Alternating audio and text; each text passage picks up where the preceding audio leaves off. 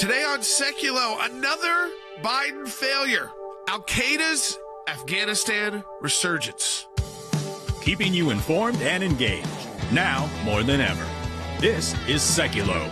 I do think that one would believe if the leader of al-Qaeda is not in a cave or hiding out in the mountains of Pakistan, that he's on the balcony in the Capitol, that al-Qaeda feels pretty good about their presence in that country, and there's more than just one guy. I'd actually throw that back a little bit, Brian. I don't think they're feeling too good about being in Afghanistan right now. We want to hear from you.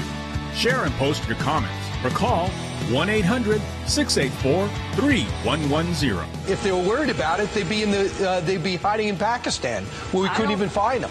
I don't think that al-Qaeda can look at what happened over the last 48 hours and feel like Afghanistan is going to be much of a safe haven for them. We have proven that over-the-horizon counterterrorism capability works. Right. We did it to a fairly well in the last 48 hours, and we're going to stand by and be ready and vigilant if we have to do it again. And now your host, Jordan Sekulow. All right off the bat, I want to say congratulations to our intelligence community, CIA, which led this effort to take out the leader of al-Qaeda. He was a 9/11 mastermind. I'm glad he's dead. He deserved to be dead. He's got the blood of thousands upon thousands of Americans on his hands. But it is concerning about where he was killed. You cannot take out. The fact that it's from people like Lindsey Graham to Lisa Murkowski, everyone is questioning. Everyone's grateful that the CIA was able to do this work. And I agree with President Biden that when we have these enemies like this, we hunt you down until you are dead. It doesn't matter how long from the event. But the fact that he was back in the capital of Afghanistan, in a senior Taliban leader's home, gathered with his family, outside on a porch. This is a guy who for most of his life has been had to hide in a cave somewhere between Afghanistan and Pakistan. And he felt comfortable enough in Taliban-controlled Afghanistan to not just have movements around the city, but to actually move back to the capital and hang out on the porch. Now, he is gone. And he's gone using the same similar weapon under the Trump administration that was used to kill Soleimani, and that is the flying Ginzu, which, again, doesn't have a warhead, splits out into mini blades, and you are no longer. Now, I just think what we have to be important about here, I'll take your calls on 1-800-684-3110. I am not against the Biden administration taking out al-Zawahiri. I'm supportive of the CIA. The problem is that the narrative it shows is that we didn't take him out in some cave somewhere or in some small province. It's that the Taliban is back to being the Taliban. And, Andy, I think that's the top issue here and what we're hearing, the concern from Lindsey Graham, we're going to talk to Rick Renell about it, from Mike McCall, is that al-Qaeda is not gone from Afghanistan, as President Biden claimed, and that the leaders of al-Qaeda feel like they could probably thought that they could reconstitute. The question is now, can you keep taking out their leadership or not, I guess? Well, I don't know. I think Senator Graham is correct when he said what unnerves me is that al-Zawahri felt comfortable enough being out in the open in Kabul after the Taliban takeover, so much for the Taliban rejecting al-Qaeda, which is the point that you made. If you're in such a prominent position back in your family's home, back sitting on the balcony, don't tell me that the Taliban didn't know he was there. They obviously knew that he was there, that he was flourishing, and that he was in the community, and that he was doing hiding or doing additional terrorist work, which used to be a surgeon, an interesting thing, but is continuing to do the work that he is really cut out to do, and that's being a terrorist. So it does seem to me that the great victory that the president is touting is somewhat tempered by the fact that al-Qaeda and the Taliban are still working together. Go ahead. Logan, you did a full series on the Taliban, Revenge of the Taliban. Tell people about that, because I want to make sure they can find it too. Yeah, you should watch that. We really talked a lot about actually the al-Qaeda, the end of al-Qaeda and the resurgence of al-Qaeda. Within it is called Revenge of the Taliban. It's available on our YouTube channel, or specifically just go to aclj.org/Taliban. Scroll down. We just put up the playlist. It has a lot of great guests. Tulsi Gabbard, Rick Renell, people from our own team are on it. It really goes a deep dive into the history of not only the Taliban, but of the war on terror. And then what we said almost a year ago, what the future would be. And it seems like it's coming true. So it's pretty crazy to actually see a year later a lot of these predictions happening. Again, that's at aclj.org/Taliban. Al-Qaeda's top terrorist, Ayman al-Zawahiri, taken out by a U.S. drone while standing on the balcony of a safe house in Afghanistan. Once known as bin Laden's right-hand man, he helped mastermind the 9/11 attacks and led al-Qaeda after bin Laden's death. The United States successfully concluded an airstrike in Kabul, Afghanistan, that killed the emir of al-Qaeda, Ayman al-Zawahiri. Ayman al-Zawahiri took over al-Qaeda after the death of Osama bin Laden. Tonight, sources telling ABC News he was killed in a drone strike in Kabul over the weekend. Al-Zawahiri has been indicted for his alleged role in bombings of the U.S. embassies in Tanzania, Kenya, both in the late 90s. He also was connected with the first World Trade Center bombing and, of course, 9/11. He last made an appearance in a pre-recorded video released in May to mark 11 years since Osama bin Laden was killed.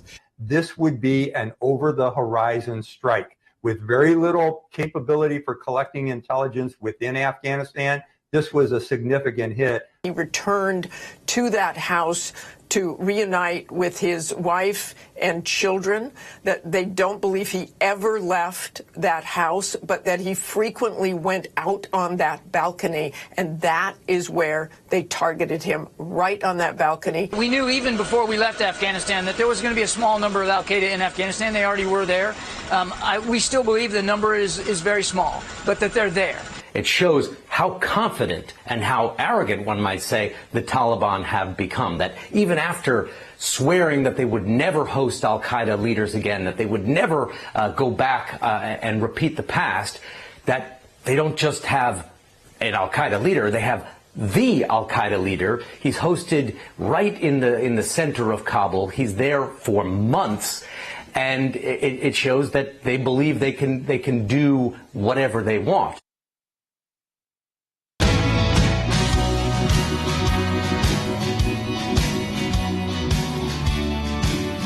Biden withdrawal from Afghanistan was a disaster. It led to the death of U.S. troops, leaving people behind. It has been a mess, and we knew that the Taliban, one, was, again, not a partner you can work with or trust, but now, two, we see that they are providing a safe haven, not just to some random al-Qaeda members, by the way, to the number one leader of al-Qaeda since 2011 when Osama bin Laden was killed. Al-Zawahiri takes over, and he feels comfortable enough in a Taliban-controlled Kabul after the U.S. withdrawal to waltz back into the capital city to reunite with his family, as President Biden said in kind of a bizarre way. Like who cares about this guy? He's evil. He says things in bizarre ways. Yes, he does. Just, but then he's on a porch. So this is not like he hid out in some underground bunker in Kabul. He was in a normal place, a place where this special weapon could even get to him, which means he was outside, like Soleimani. Listen, our intel people did a great job. Bigger picture intel, though, bigger picture strategy, huge failure. The fact that he was even there. The fact that he was there immediately after the U.S. withdraws, and he's the leader of al-Qaeda, reconstituting al-Qaeda, because what do we now know? And this scares me for the future. That you've got the Taliban providing a safe haven to terrorists who want to kill Americans and ultimately carry out terror attacks here in the United States. And I thought, honestly, because of the work of President Trump, because of the President Obama taking out bin Laden, Trump taking out the head of ISIS and also really getting rid of them, and they were kind of overtook al-Qaeda. And really, that Islamic radical terrorism was not the number one threat my kids were going to have to worry about. Here you go again, because you see this 20, 30-year cycle in Afghanistan. The Russians leave, Taliban turned, the Mujahideen turned into the Taliban. Taliban starts providing safe haven to terror groups. The number one goal, not Israel, us. These are groups that is their number one goal is to take out Americans. And Logan, you've gotten into it with people that people trust, or really a whole host of individuals on how 9/11 and the Taliban, the threat from al-Qaeda, changed everything. Yeah, we'll play some clips because this is from a specialty series. We did a 10 episodes, like 5 hours long. If you want to go watch it, series that you can binge through. It's available, like I said, on YouTube or on aclj.org/Taliban. It'll take you directly there. We had some great guests. Again, we had people you've heard on this show before, Rick Grinnell, Wes Smith, but then Mike Pompeo, Representative Waltz, James Lankford, John Ashcroft, Attorney General. We go way back and talk about the history of the war on terror. Nikki Haley, obviously you and our dad, Jay Sekulow, and Tulsi Gabbard. So you can go take a look at that whole series. But we talked a little bit about the destruction and then the resurgence of not just the Taliban, because that was obviously what we were talking about a year ago when all of this started happening. We're almost right at probably a year since the Taliban, or since the Afghanistan withdrawal happened sometime in early August. But we are able to talk a little bit also about specifically al-Qaeda. So here's a couple clips from there. This is Nikki Haley. Why would you think this would be a mistake for the U.S. and the UN to recognize the Taliban as a legitimate government? Well, the U.S. should not ever want to work with the Taliban, because the Taliban is the one that allowed al-Qaeda to make its moves on 9/11 and have over 3,000 people die because of it. When you look at these terrorist groups, they all stick together, and you can't take their word for it. And I think we see that. We see that in the fact that women are no longer allowed to work in government. They've taken girls out of schools. They're doing forced marriages again. They've got dead bodies hanging in the streets to show what will happen if you don't listen to them. That's not a government we should ever want to recognize. And it's certainly not a government that you want to give money to. And when they talk about recognition at the UN, what that means is aid to the Taliban. So we don't want to give aid to the Taliban. That's just not an option that we should ever have on the table. And we should never think it's about working with the Taliban. We couldn't work with them before. We can't work with them now. It's never going to be an option. So we've got to figure out another way to get hold of this and figure out how we're going to get a fighting force there that's not Americans necessarily, but to find out an allied contingency that we can go to start getting a hold of the terrorist movements that are happening. Yeah. And these are long form interviews that happen. You can watch all of them almost in their entirety, available again on our website at aclj.org/Taliban. That was with Nikki Haley. There's a lot of other clips we're going to play throughout. Yeah, I mean, I don't often cite Lisa Murkowski as one of my favorite Republicans, by far not. But she wrote this, tweeted this out immediately. This is why, the immediate reaction was proud of our intel guys for, hunting these guys down. But this is scary. She said, we need to discuss what al-Zawahiri's presence there means about Afghanistan. Think about this again. And what we must do to keep it from becoming a full-scale terrorist haven. My concern, Andy, is that while we can take these guys out, I think it already is a full-scale terrorist haven. It's controlled by the Taliban. For goodness sakes, we know they're terrorists too. They didn't change. They didn't alter. They're not different. They are what they are. And the supposition and the belief on the part of the Biden administration that you can reset in Afghanistan with the Taliban now in control and that disastrous withdrawal having been put behind us and reset with them, and they're not a haven, is ridiculous.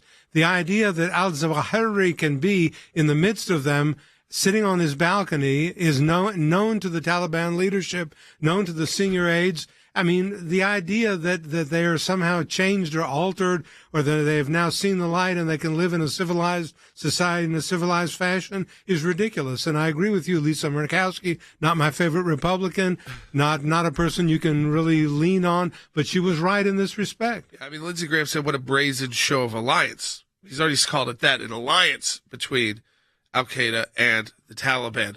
The U.S. State Department position, our Secretary of State, Antony Blinken, said the Taliban, quote, grossly violated the Doha Agreement by hosting and sheltering al-Qaeda's top leader. Yeah, because you can't make agreements with the Taliban. You can come up with, in the moment, if you got to deal with issues, that's one thing. But long term is we should be taking out their leaders too. I don't know why we let them thrive. Why not take out all the Taliban leaders? We know. Al-Zawahiri is in there. In the Taliban leader's house. That's who housed the head of al-Qaeda. He said, come to my home in Kabul. I'm so unconcerned about you getting my family, hurt, that you can come live in my place and come reunite with your family. And great job, CIA. Great job, U.S. Intel. But wow, what a change, Logan. And a change. I'm not even sure. The origin of the Taliban, that's what everyone was worried about, is we leave, they're back. And we talked about that a lot in the special, and how all of this started really with the combination of al-Qaeda and the Taliban coming together. And that's where 9/11 occurred. And it eventually will resurge. And that's what we were concerned about. And that's what happened. Let's take a clip and watch a clip with this Tulsi Gabbard really talking about this specifically. And again, predicting the future. This was done last fall. So take a listen to this again from a clip from Revenge of the Taliban, available now. Initially, we went to Afghanistan. Our special operations forces were sent there to go after and defeat al-Qaeda, which they did effectively and decisively and quickly. And instead of staying focused on that mission of both militarily and ideologically defeating this Islamist jihadist threat and terrorist groups like al-Qaeda and so on, our leaders got distracted. And they set us on this other path towards overthrowing secular dictators and follow-on nation-building missions. And we've seen this in Iraq, we've seen this in Libya, we've seen this in Syria, and we've seen this happen over successive Democrat and Republican administrations. Now, this has come at a great cost to us, the American people. The results and the consequences of this is al-Qaeda is stronger today than they were before they attacked us on 9/11. We've seen countless lives lost, American lives and the lives of people in these countries, trillions of American taxpayer dollars spent. We've seen how Christians and religious minorities in many of these countries who were previously protected have either been killed or driven out because of this Islamist jihadist threat. And the list goes on and on. What we've seen play out in Afghanistan recently is the latest consequence of failed leadership. So, Logan, I want people to know this is all available for free. Yep. These are names to, like Tulsi Gabbard. Rick Renell is going to be joining us next segment. Part of it. This is the first episode. You can watch that so, one, and then again, it's all available. Tell people where to go. Yeah, it's on aclj.org/Taliban, or if you're on YouTube right now, you can find there's a playlist that has all of them together, and you can just sit through and watch them or pick the ones you want to watch. Thousands of people have already. It's well done. It's a beautiful score. It is great B-roll. So it's not just like podcast format or audio format. It really was made for video, so it looks really good. It's a really interesting discussion. We talk again about the origins of war on terror. We talk about the formation of the Taliban and al-Qaeda, and even the Patriot Act, which I know is controversial. We discuss that and how that was utilized. And it's a very interesting look holistically at the entire Afghanistan withdrawal and predicting the future, which now has occurred, which is that the al-Qaeda heads were being housed there in Afghanistan. So pretty wild to watch that actually unfold. Folks, when we come back, Rick Renell is going to be joining us. So you got questions about this and what's happening in Afghanistan for him as the acting director of national intelligence. Give us a call. 1-800-684-3110. We'll put you on the phone. We'll put you on with Rick at 1-800-684-3110. That's 1-800-684-3110. Right back on Sekulow. The Taliban seizing back power nearly 2 decades after 9/11, taking over the capital of Kabul in just a matter of days. The Taliban are out in full force. They took over the presidential palace, occupied Kabul's version of the Oval Office. This just shows you how quickly things have changed. This is conversation, obviously, from President Biden and a reporter. The likelihood there's going to be the Taliban overrunning everything and owning the whole country is highly unlikely. Their own intelligence community has assessed that the Afghan government will likely collapse. That is not true. Do you see any parallels between this withdrawal and what happened in Vietnam, with some people feeling... None whatsoever. Zero. There's going to be no circumstance where you see people being lifted off the roof of a embassy of the United States from Afghanistan. He got rid of all of the conditions-based withdrawal policies. And so what we have seen from the Biden team is no conditions put on the Taliban or the government of Afghanistan in order to get the U.S. troops out. This was a total miscalculation, which could have serious consequences, which is having serious consequences. Joe Biden directly blamed the intelligence community for this failure. They said that they were warned that it would take months. And I can tell you through talking to career intelligence officials that that's not true, that they warned that this was a very serious situation that would immediately go into chaos. The chaos that's going on now and all of the dramatic tragedy that's going on at this moment is part of the total mismanagement by the Biden administration. You got to seriously look at the mistakes that were made here. What a tragedy, and I fear for those people on the ground.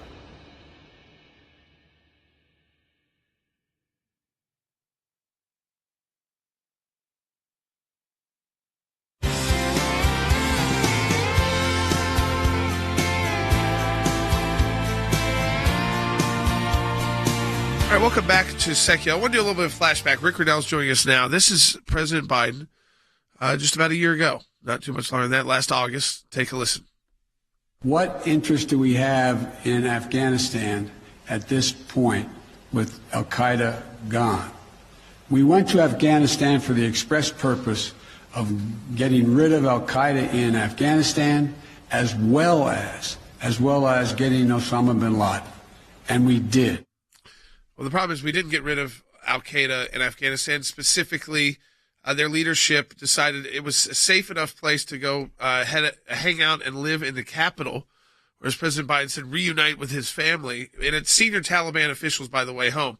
I want to go to Rick Riddell. Rick, obviously, it's great work by our intel community to continue to track Zawahiri down.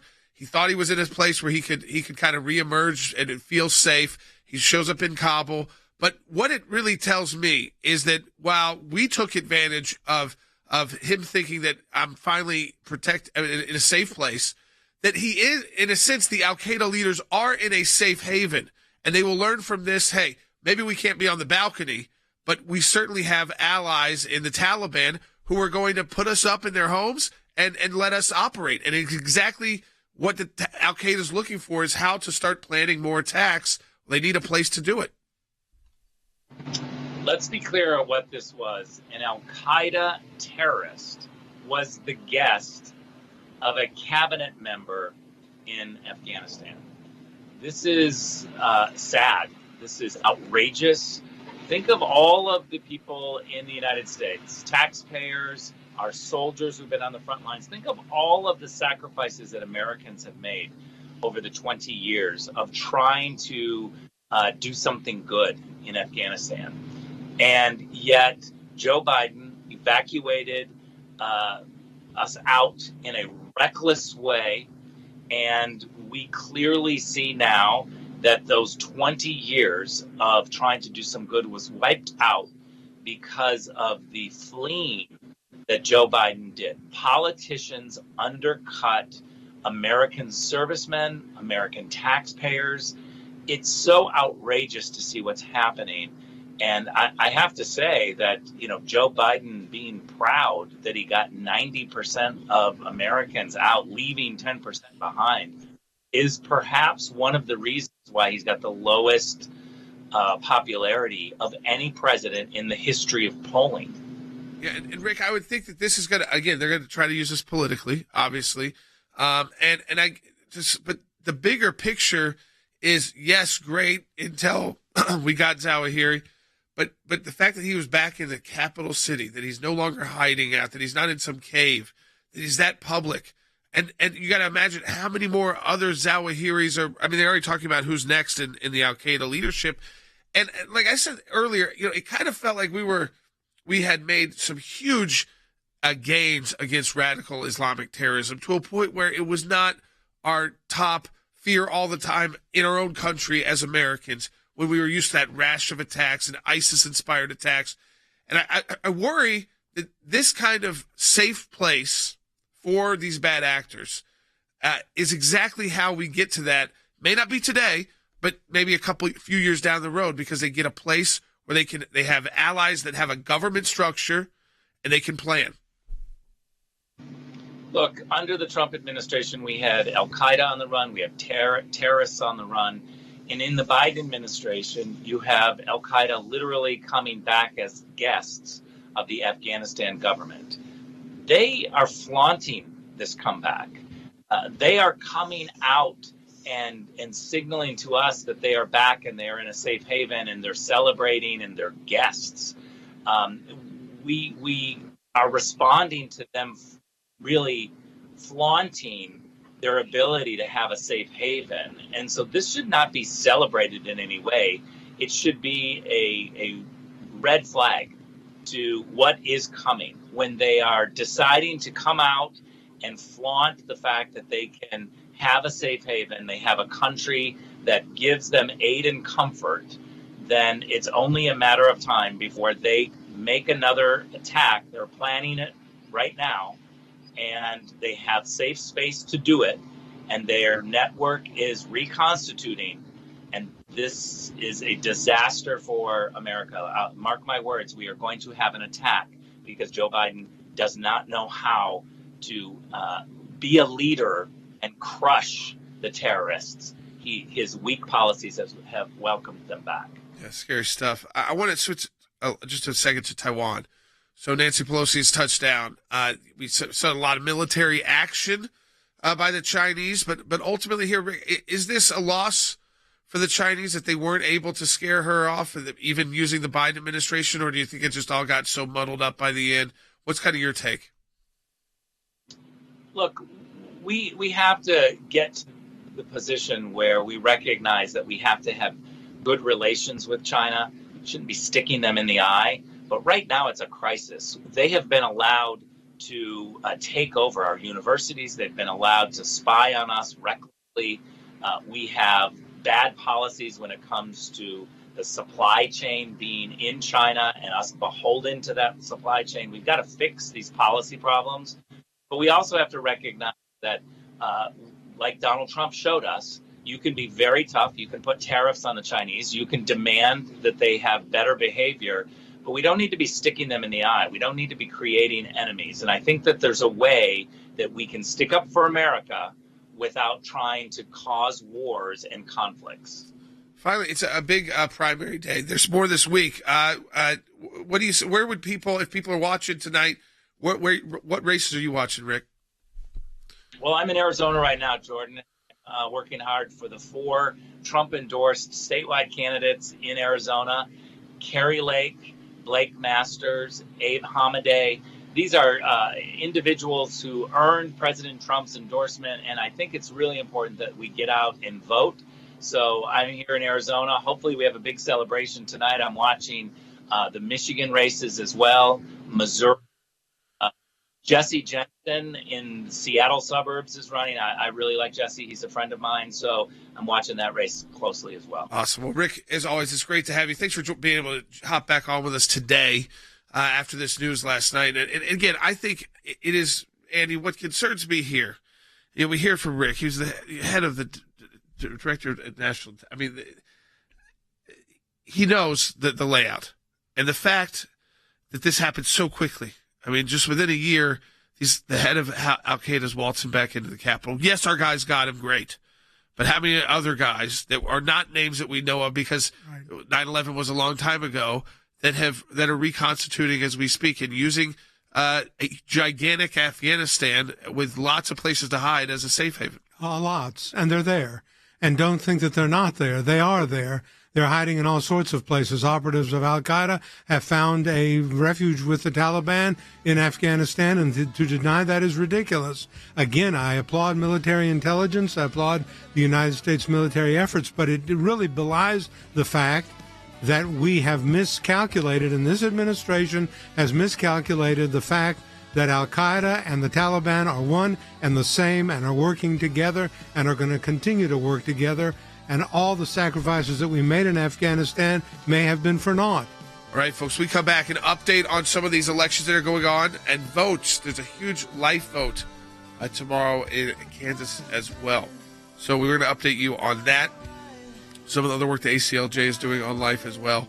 As always, you can support us at aclj.org. Be right back.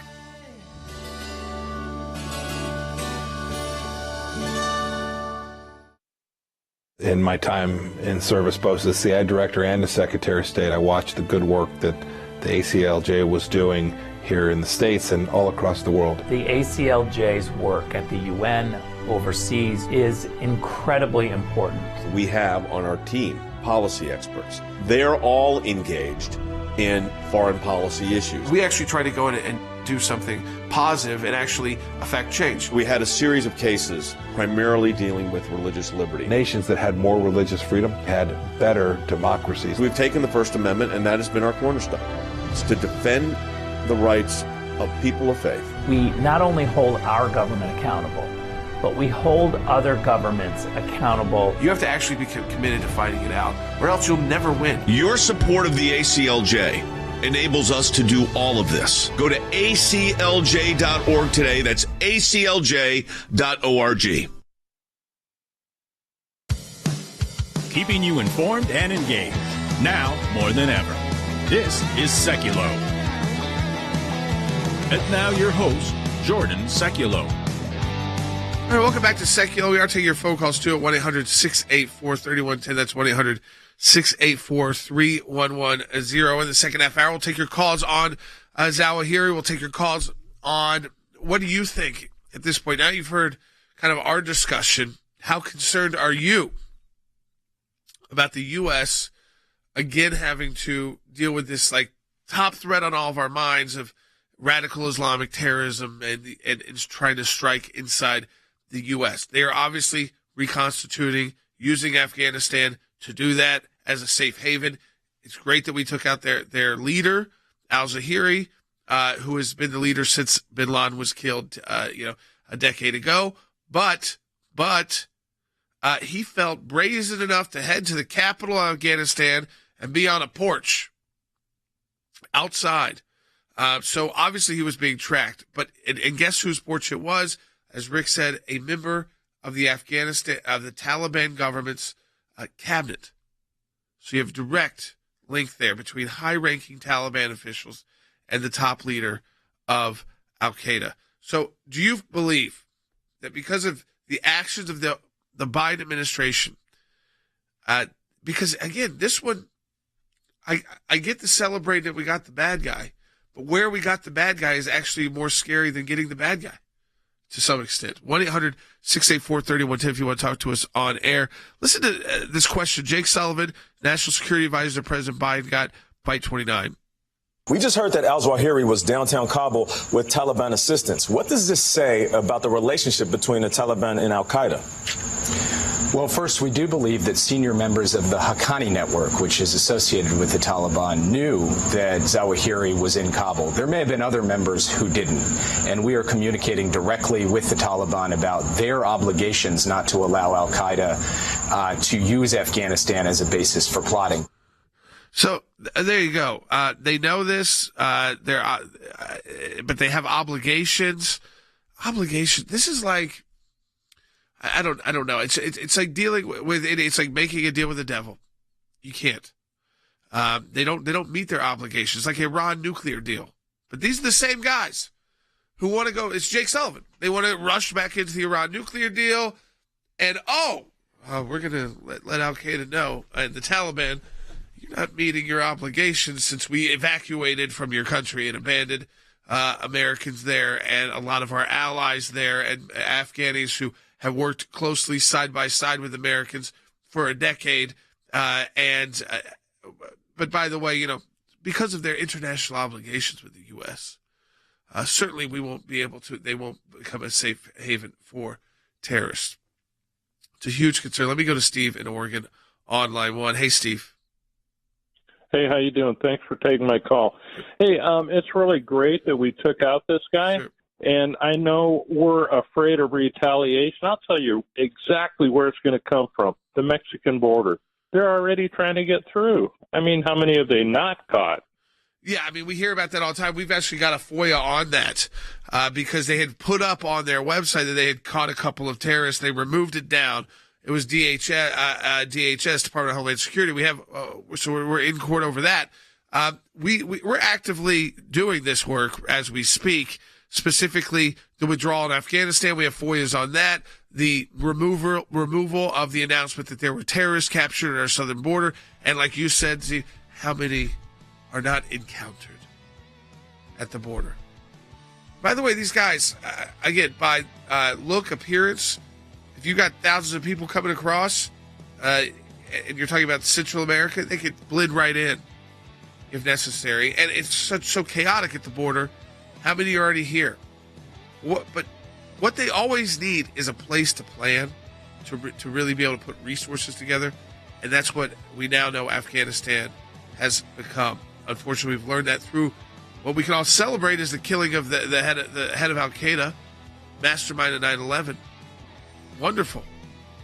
But what next when it's now a safe haven? He felt like he could be in the capital with a member of the Taliban cabinet. We'll be right back on Sekulow.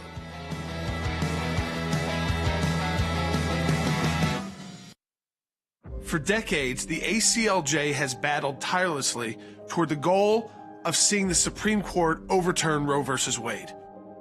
As steadfast defenders of the innocent unborn, we celebrated this historic victory at the Supreme Court. But now it's time to put the hammer down and dig even deeper, because our war at the state level has begun, and we want you to know that we're fully engaged. The ACLJ just launched a nationwide campaign to defeat abortion in all 50 states. In order for this to happen, you need to know exactly what's going on where you live, so part of our campaign includes a layout of abortion laws in each state at the time the Roe v. Wade decision came down. You can find this at our website, aclj.org. And as you'll see, some states were prepared for Roe to fall and had already passed certain laws to protect the unborn. But others remain hostile to life and are moving to enshrine a right to abortion into their state constitution or state law. And this is exactly what we're prepared to take on. The breakdown of laws that we provided is a first step. When there's a fast-moving development regarding abortion, the ACLJ will be the first to know about it and will be ready. Right now, we're calling on states to enact robust protections for life and to vigorously oppose efforts to weaken those protections. This will not be easy, but neither was our last fight. And look how that turned out. When the ACLJ fights for life, we're always on the right side of history. We're in a matching challenge right now. That means all donations to the ACLJ will be matched, making your gift doubled. So go to aclj.org right now and join the fight.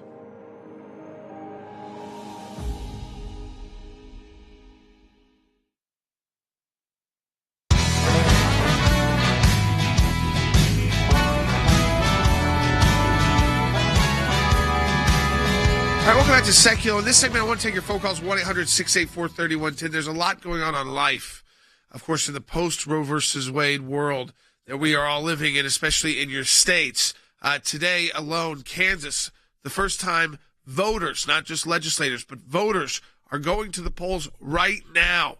ACLJ Action has been very active in Kansas with advertising campaign, one involving a former congressman from Kansas, ACLJ Senior Counsel, Mike Pompeo, so well known there. We talked about him with that on broadcast yesterday. That ad is running in social media and on places like Google as well. We also have a late-term abortion ad related to the Value Them Both Amendment, which people are voting on today in Kansas. Let me just remind you, if you're a Kansas voter, get out and vote yes. Vote yes on Value Them Both. If you have friends and family in Kansas, give them a call. Make sure they're getting out the vote. The polling has been, basically, it is a dead heat. It is tied. And this is going to be, for Kansas, and I think, it sets the stage also for other states. You see who's energized, who's organized. But in Kansas, all this vote does, it's so interesting, it would reverse a state court ruling that Kansas have a right to abortion. So they found that like in their state constitution, like the U.S. Supreme Court did under Roe, but that's gone now. So it reverses that, prevents mandatory state funding of abortion, and allows the state legislature to regulate abortion. So we stop paying for it, no mandating, no taxpayer-funded abortion in Kansas, and it allows the state legislature to even begin the restriction process. So this is a huge test because, again, it's not in a deep red state. It's not in a deep blue state. It could go either way. It's also, again, there's other things going on voting-wise, but how much turnout will it drive? Just think about the numbers right now. As of Monday, 271,000 ballots have been cast. In 2018, so that would, again, in 2018, the last midterm there, non-presidential, there were 89,000 cast at this point. So you're talking almost 200,000 more early ballots already in. Unaffiliated, 40,000. Republicans, 122,000. Democrats, 106,000. Libertarians, 1,400 by voter registration. Now, again, this is by voter registration. Our ad has reached over 300,000 people just on Google alone. 70,000 with Mike Pompeo's ad, 85,000 so far on the late-term abortion ad. That is because of your financial support of ACLJ Action.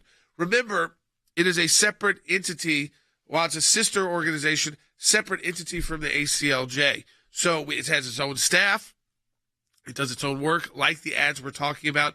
And in other states, which we'll update you on too on Life, it won't just be, ads. This was one that was happening very quickly. But lobbying, working directly with state legislatures. We're doing it right now in Indiana. Indiana, their pro-life legislation moved through the state Senate. We are working directly, both ACLJ attorneys and our ACLJ action team, on the actual legislation itself.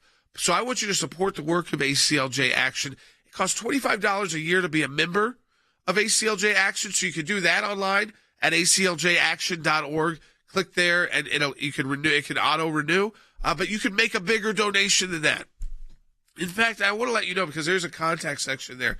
If you're someone working in your state on a pro-life legislation, you want an ACLJ Action to come in and play a bigger role, and you've got the financial support for it, but you need the entity to do it, and you trust ACLJ and the work that we do and the expertise we bring, contact us there through acljaction.org, and we can, again, work together, because it's a different entity we've set up. It's really purposes, lobbying, legislation, advertising, and this is the first one we've engaged directly, but it certainly won't be the last, because coming up in November, you've got ballot initiatives in Maryland, Michigan, Kentucky, and Vermont. As I told you, we're working with Indiana legislators right now, and on in California, we are submitting language at a hearing, because the California bill that still has that perinatal language that would allow people to, it's not an abortion because it'd be after birth, the killing of a child outside the womb for up to a month. We're going to submit our objection to that legislation and that language specifically used in California this week. So we are fighting up against, again, when it comes to this life issue, that's why I want to update you every few days, because it is again, we have to take advantage. This was the opportunity you fought for decades with Roe versus Wade. We fought to take this out of federal courts and take the vote to the people. And we have the opportunity to do that. And at aclj.org/abortion, we have this map. It's totally interactive. So you can check out your state and exactly know what's going on in your state right now. And I'll tell you, about half the states in the country, it's active. More than that, even when you look at the map. Active in some states that are pro-abortion, active in some states that are going to be more pro-life. And then especially those states like in Kansas, it's all going to be about turnout today. If you're in Kansas, you get out and vote yes on the value them both amendment. You call your friends and family who may live in Kansas and tell them to get out and vote. At acljaction.org, we have a polling location finder. So if you're a Kansas voter, you can go to acljaction.org. Right on the homepage, you'll see the value of them both amendment. Click there, find your polling station. I would sound the alarms on this one. The vote is happening today, and it will set the tone. So for all of us who are outside of Kansas, I know I'm talking to a lot more people than just Kansas, but for all of us who are outside of Kansas, this will set the tone for a lot of these votes. Will people be energized to get the votes in? So I think it's just important for everybody out there. We talked about this in a video I put together. I want to play it for people. And it's a video we put together about how interactive this fight is going to be. But go to acljaction.org. Support our work there so we can do more lobbying on life, more advertising, put together a bigger team. But it'll all be based on your resources. So it's acljaction.org. We're able to get more involved in the political process, the legislating and lobbying process in the good way. acljaction.org, $25 donation to become a member. I hope you will join today. But I want you to take a listen to this about this interactive map. It's so important because we were prepared for the post-Roe world. For decades, the ACLJ has battled tirelessly toward the goal of seeing the Supreme Court overturn Roe versus Wade. As steadfast defenders of the innocent unborn, we celebrated this historic victory at the Supreme Court. But now it's time to put the hammer down and dig even deeper, because our war at the state level has begun, and we want you to know that we're fully engaged. The ACLJ just launched a nationwide campaign to defeat abortion in all 50 states. In order for this to happen, you need to know exactly what's going on where you live. So part of our campaign includes a layout of abortion laws in each state at the time the Roe versus Wade decision came down. You can find this at our website, aclj.org. And as you'll see, some states were prepared for Roe to fall and had already passed certain laws to protect the unborn. But others remain hostile to life and are moving to enshrine a right to abortion into their state constitution or state law. And this is exactly what we're prepared to take on. The breakdown of laws that we provided is a first step. When there's a fast-moving development regarding abortion, the ACLJ will be the first to know about it and will be ready. Right now, we're calling on states to enact robust protections for life and to vigorously oppose efforts to weaken those protections. This will not be easy, but neither was our last fight. And look how that turned out. When the ACLJ fights for life, we're always on the right side of history. We're in a matching challenge right now. That means all donations to the ACLJ will be matched, making your gift doubled. So go to aclj.org right now and join the fight.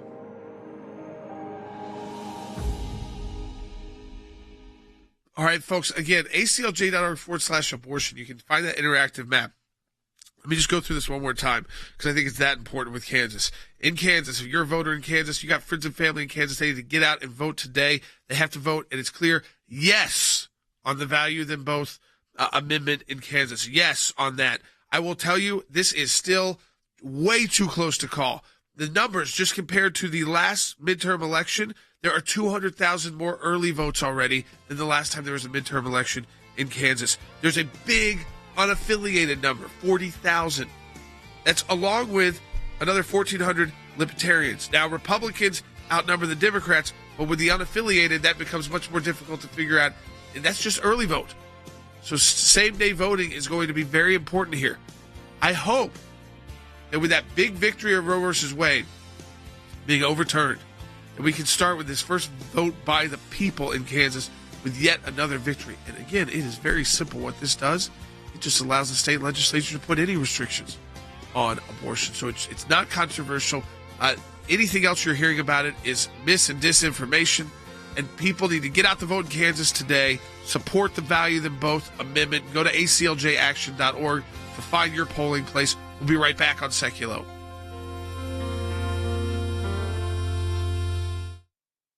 For the very first time since Roe v. Wade was overturned, state voters are about to weigh in directly on abortion rights, and it's happening in the state of Kansas. Kansas will hold a vote on an amendment that would alter the state constitution to say it no longer protects the right to an abortion. And this is the first time voters are going to go to the polls to vote on abortion since the Supreme Court ruling to overturn Roe v. Wade. Expect a lot of votes like this, by the way, in a lot of different states in the coming years. Here's the first one. It's in Kansas. What's on the line here? It's a referendum that would say, it would say constitutional amendment, state constitutional amendment that would say there is no legal right to abortion in the state constitution in Kansas. If it passes, if yes wins, that could open the door to more restrictions or even an outright ban. We are seeing record early turnout at the polls in Kansas. And I think it is a real question. You have this state where you have a Democratic governor, but a Republican supermajority in the state legislature. And I think there's a lot of independent voters in Kansas who swung for the Democratic governor in the last election. We'll see where they turn out. It's a big deal to change your state constitution. I want to encourage everybody to vote for this amendment. If you have any pro-life feelings or thoughts that you might have on the stance, this is the time to do that. The amendment says that because Kansans value both mothers and babies, the Kansas Constitution does not secure or create a right to abortion. Brittany Jones is leading the campaign to amend the state constitution. She says the U.S. Supreme Court decision overturning Roe has raised the stakes here. Polls show most Kansans, like most Americans, support restrictions on abortion, but majorities also feel strongly it shouldn't be completely banned. Now, Now, both sides tell me this will all come down to turnout, guys. An extraordinary door-knocking campaign has been underway in Kansas. You saw it there in our piece, and that is why election officials are expecting near record voter participation. All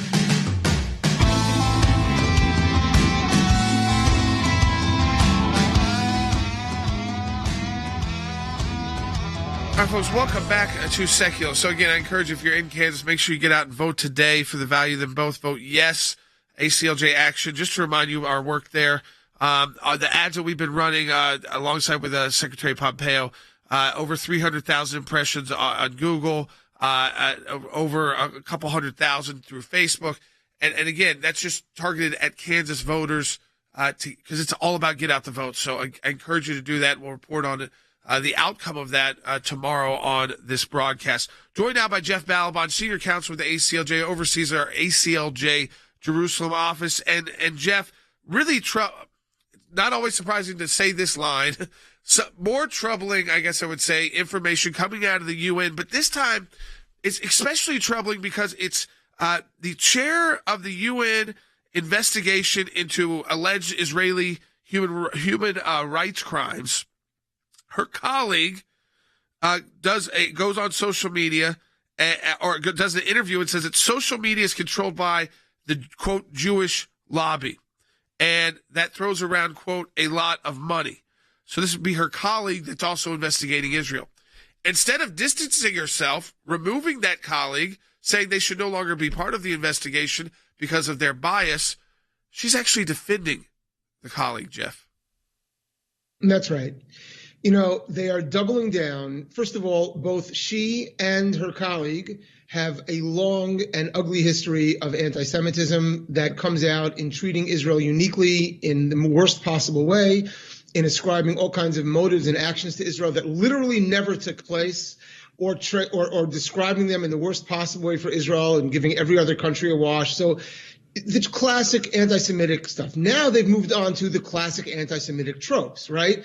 That when Jews, or anybody else that is not just Jews, complain about their anti-Semitism, and in this case it was overtly anti-Semitic, by saying that anyone who complains, they're controlled by Jewish money or some cabal of Jewish power, the Jewish lobby, they call it now, right? By complaining that, they're the victims.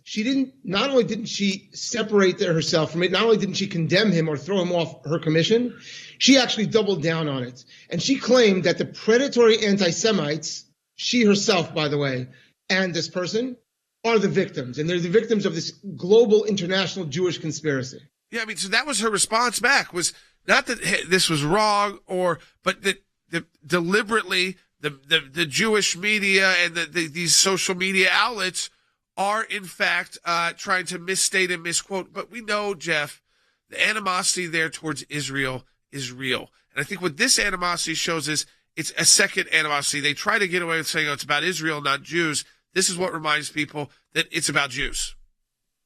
That's exactly right, Jordan. It's very important. You know, for literally centuries, actually we could say for millennia, people don't get up and say, I hate Jews, therefore I want to expel them or kill them. They give a reason. There's an excuse for it. Oh, the Jews are, you know, in Hitler's famous words, the Jews are our misfortune, right? There's always an excuse. There's always a reason. Well, now the reason is, you know, it's that pesky Jewish state and that Jewish lobby that allows them to do all kinds of terrible things. And yes, once in a while, the quote anti-Israel stuff comes through and they say it's really not about Israel. It's really not about Zionism. It's just Jew hatred. This is an example of classic Jew hatred.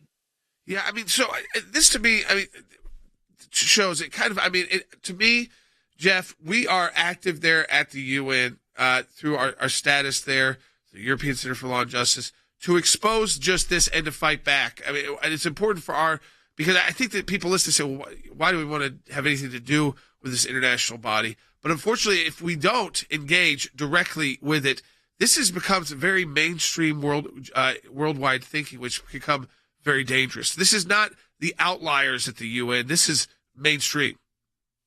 100%. And I'm going to look at this other screen I have here because, Jordan, you mentioned our role as an NGO at the UN. Well, let me tell you, the quote actually by this individual is that they're disheartened by the social media, whether controlled by, quote, the Jewish lobby or specific NGOs. Meaning, yes, the work that we're doing at the UN is having an impact by calling out their anti-Semitism, by standing up for the rights of Jews and the rights of Israel. We are having an impact, and it's bothering them. So what do? They blame Jewish control and Jewish power. You know, we're going to fight back against this, utilizing our efforts at the UN, utilizing our ability to work. I wanted, Jeff, just because I think it'd be interesting for our audience too. Where do things kind of, just got back from, I know you're traveling back and forth between Israel and the U.S., but where are things kind of standing right now politically there in Israel? I think people, our audience, of course, they're very familiar with Netanyahu, and they kind of like to know, what's going on. Well, I actually just yesterday spoke with someone who is deeply, deeply engaged, more in the on the Likud side, just to get a sense. I talked to a variety of the parties and individuals to get their feeling, and they're feeling very optimistic. They are feeling very optimistic, and that's what I'm hearing in general, that there's a strong sense that Netanyahu will be able to forge a coalition. The ads in Hebrew on social media and elsewhere are basically saying it's a clear choice. The last government, the one they just had, was rooted in bringing in certain parties. I mean, listen, there have been Arab members of Knesset belonging to parties in a governing coalition is not new, but this time they brought in a party that is actually a Muslim Brotherhood linked party, and Netanyahu is directly running against that. And I think a lot of people in Israel who previously might have not thought maybe it's time for a change, want to change back to a Netanyahu-led coalition. So that coalition, Jeff, just final question to you. Can he do that without going through another election process, or would there be another election process to get to that point? As of now, it's another election process. I haven't heard a discussion about there not being another election. It is another election is what seems to be indicated. And but as I say, as it seems now, listen, it's like in American politics, a week, let alone a month or a couple of months, is a very, very long time. But the general sense now is that that Netanyahu could probably lead a coalition. And again, those elections that look like they'll be in November. Jeff, as always, we appreciate you joining us on the broadcast. Folks, let me, again, you kind of saw her reach today. Jeff, who oversees our office in Israel, Rick Rennell directly responding to the CIA taking out al-Zawahiri, which is great, but it's a lot scarier because of where he was and what it kind of shows about Afghanistan and what the Biden administration has gotten wrong about the Taliban, which is that they are providing, obviously, a direct safe haven for the world's worst terrorists, especially those who want to take out Americans. And, of course, tomorrow in Kansas, our Work for Life. Let me encourage you, support the work of ACLJ Action. Brand new entity. I know you've learned about our launch, but I think it's just very cool that we can point out through you just what we've done in Kansas because of having this new entity. And we were able to do that because of those initial donors who came out when we launched ACLJ Action and said, I want to stand up. I want to join ACLJ Action. I want to be part of that hammer. I want to get that next level of involvement. You can actually become a member of ACLJ Action, and it's officially $25 to join. You go to acljaction.org. But I encourage you to do that because we got so many fights coming up for life where we want to engage, run the ad campaigns, get out the vote, work with the legislators like we're doing in Indiana. Work against bad legislation like we're doing in California. Engage lobbyists when we need to. Run ad campaigns when we need to. We know we're great at doing it. But here's the part where you come into ACLJ Action. It is really the amount of work we do through ACLJ Action, the amount of ads that run, the amount of lobbying we can do is dependent on the resources we have available. And it is separate from the ACLJ. So I encourage you, go to acljaction.org. Donate today. Become a member. If you got the resources, $25 a year to become a member of ACLJ Action. Donate today. Support our work. Get out the vote in Kansas. Vote yes.